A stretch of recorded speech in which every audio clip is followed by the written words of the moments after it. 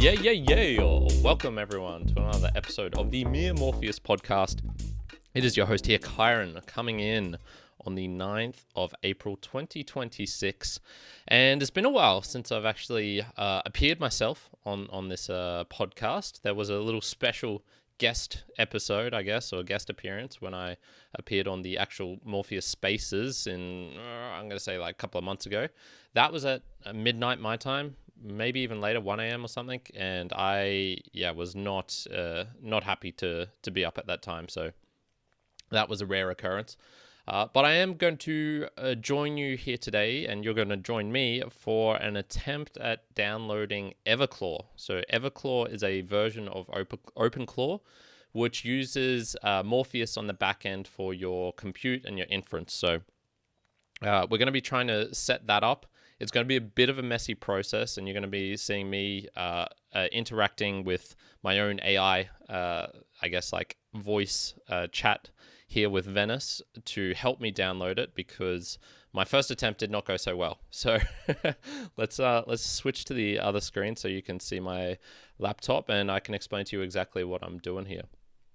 So this is a completely brand new laptop, and it has also been factory reset because my first attempt at downloading Everclaw did not work so well, and I basically had files going to places that didn't exist, and I got stuck at step one. So we're really going to try from the start here.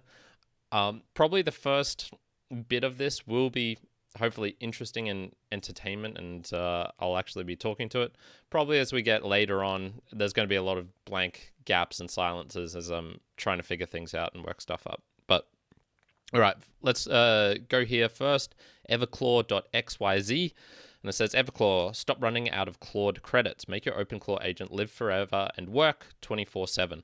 And you might be thinking like, oh, okay, but why can't I just use Claude or ChatGPT or any of these places to do what I want? I want to play with an agent that I've downloaded onto my own hardware and I'm using locally, or perhaps I want to use an agent that they've provided for me.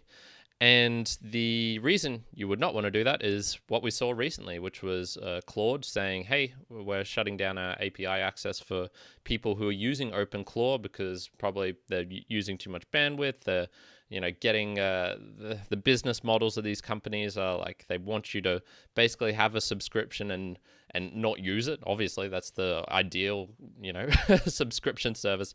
People download it, paying for Netflix and never actually using it. That's like, oh, I'll take your free money, okay.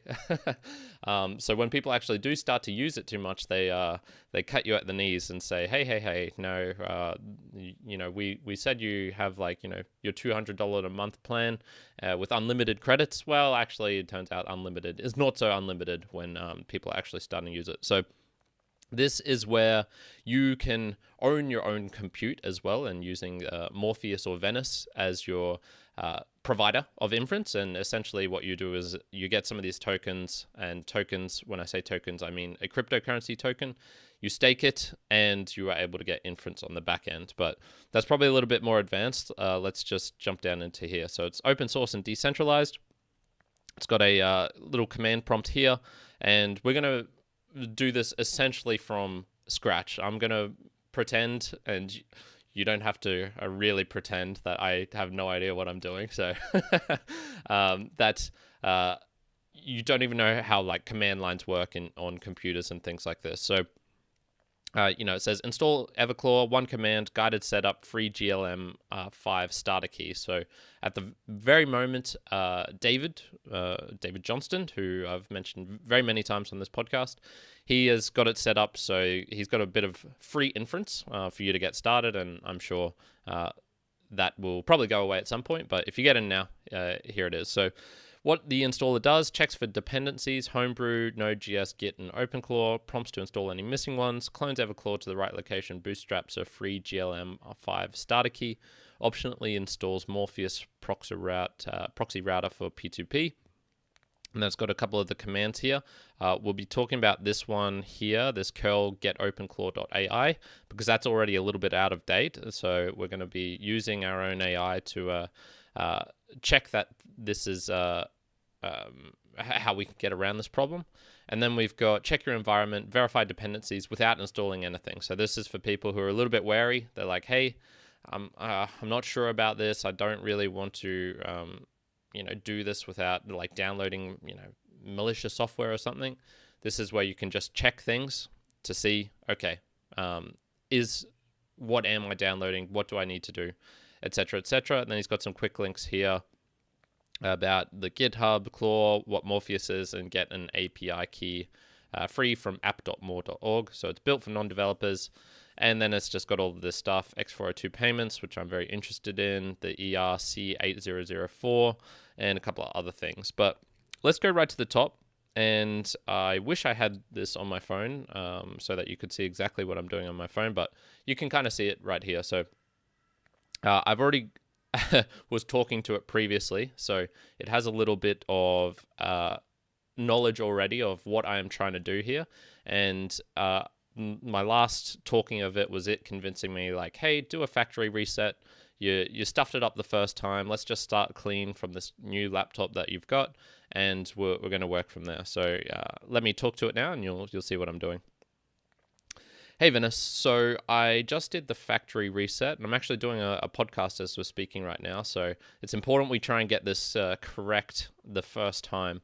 So with the factory reset, I'm now on the Everclaw website, and I see a command here which says, $curl ffsl, and then it's got a link to get everclaw.xyz, and then bash.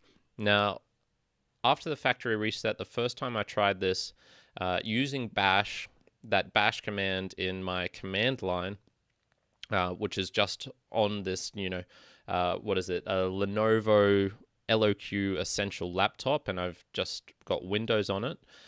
It didn't seem to work correctly the first time, and when we went through it, you saw I was doing these commands and it was going to the wrong place. So can you give me some suggestions? What do I need to do to start off so that we get this right the first time?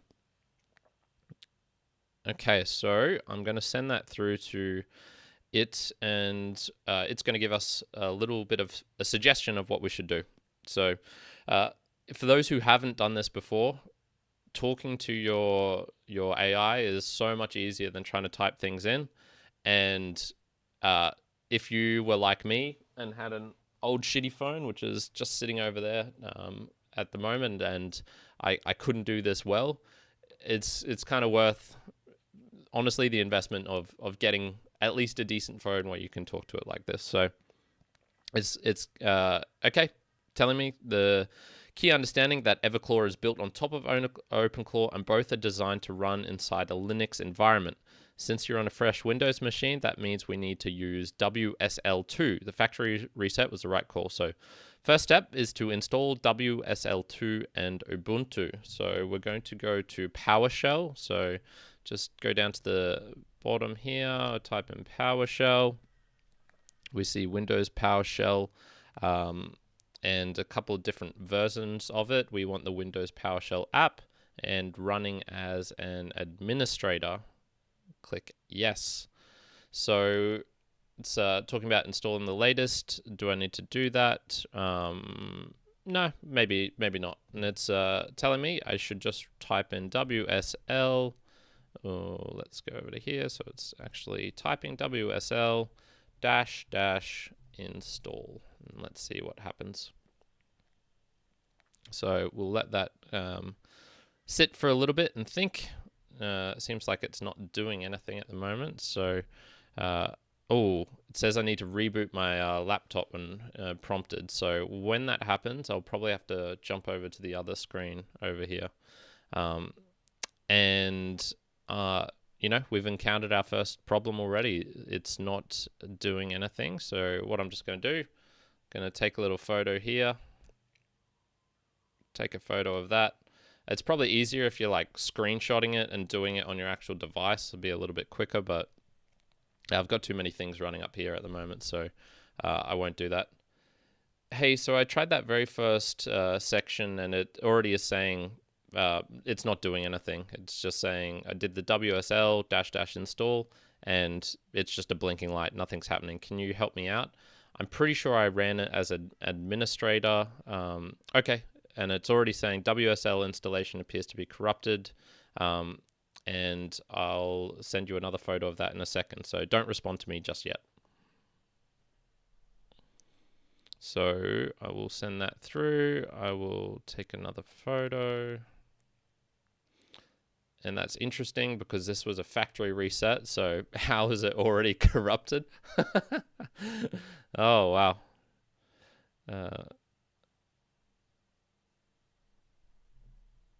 Let's try this.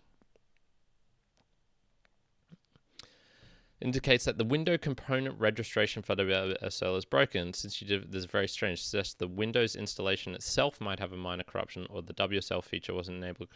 Do not try to install Everclaw yet. So unregister all WSL. So this is the nuclear options. Will wipe any broken WSL data since you have nothing on it. This is safe. In the same Windows PowerShell. And so, okay, we're gonna try what it's suggesting here and just uninstalling everything. So even though I did a factory reset, maybe it didn't work as expected.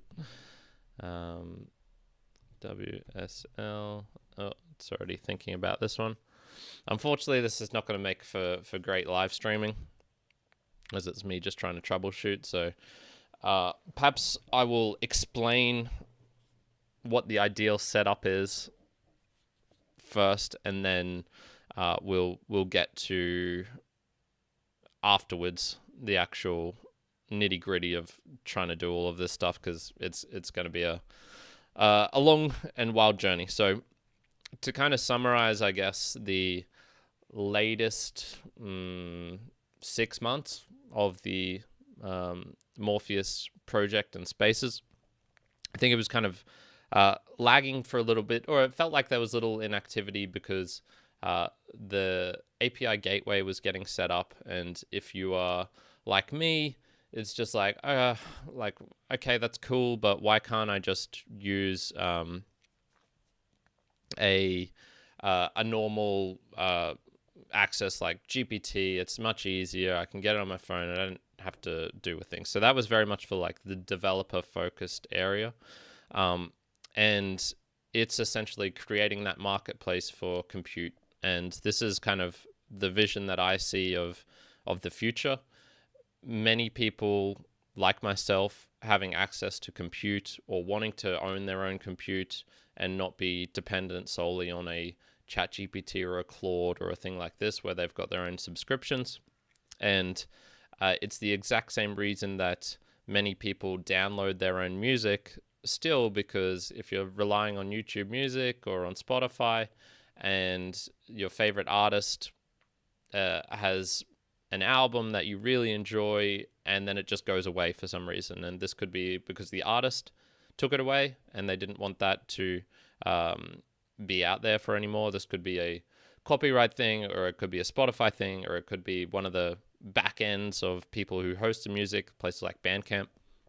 These are all of the reasons why it's like, okay, I actually want to own my own thing and have it with myself safely on my own, hardware.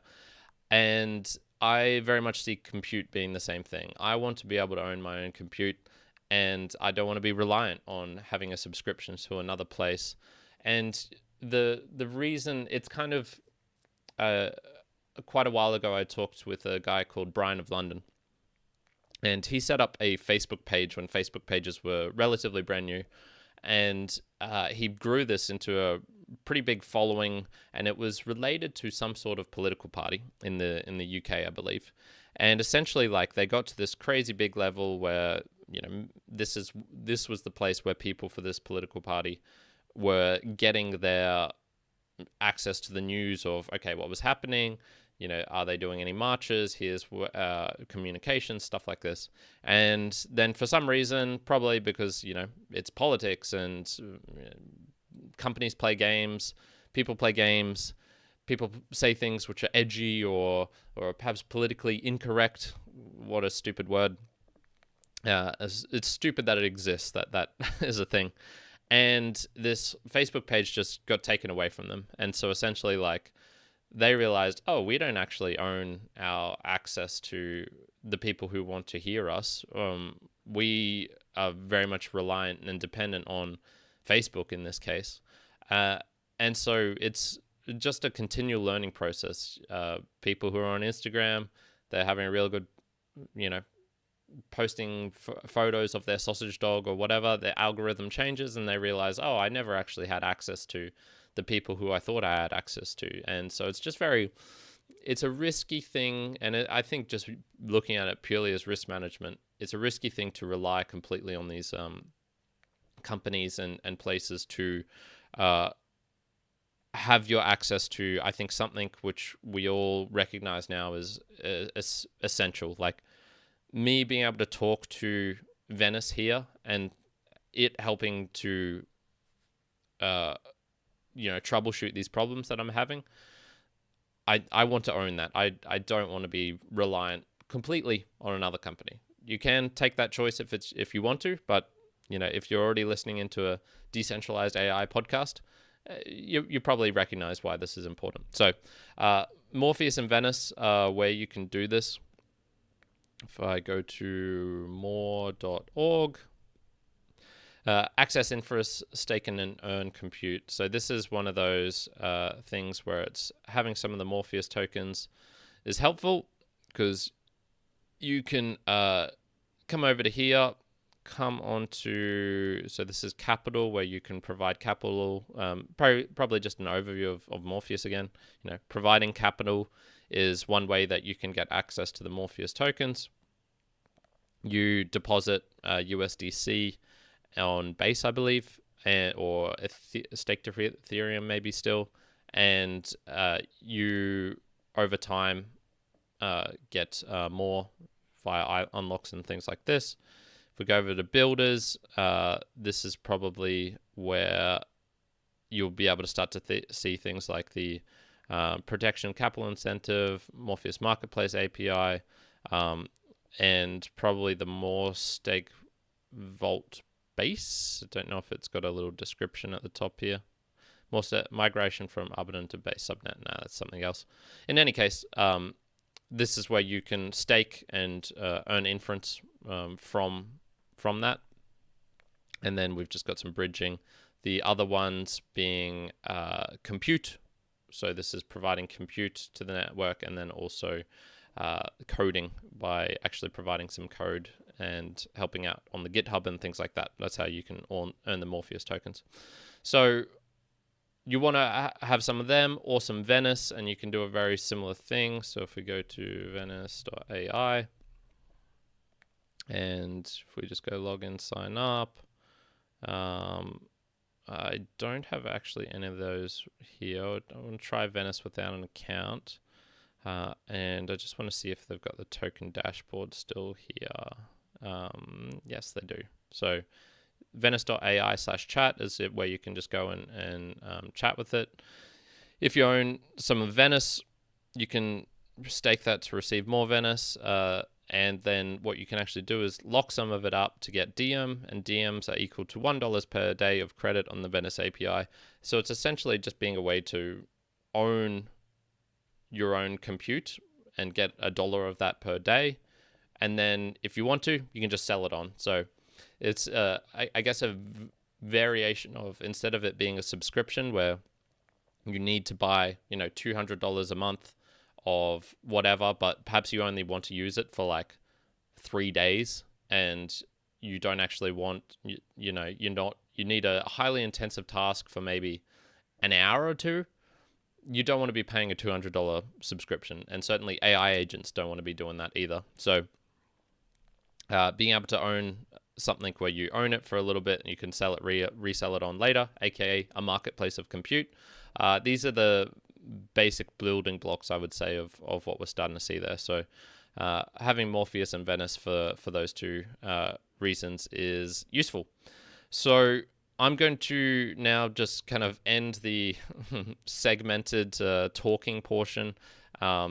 And if you're going to tune in from here, so I'll cut off the audio version here and just say, if you want to check out the full debugging live stream of what I'm doing here, of trying to get Everclaw running up. I'm going to be probably going for the next couple of hours to try and figure this out.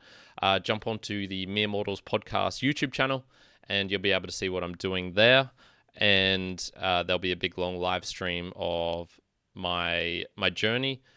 If you want to kind of skip to the end of it, once I've hopefully successful, I'll do a mini recap in probably like the last 10 minutes. So if you don't want to see all of the drudgery of me trying to figure out why the hell I've already got problems with PowerShell and shit, even though I literally just did a factory reset, jump to the end of that stream. In any case, I hope you're having a fantastic day wherever you are in the world. And ciao for now. Kyrin out.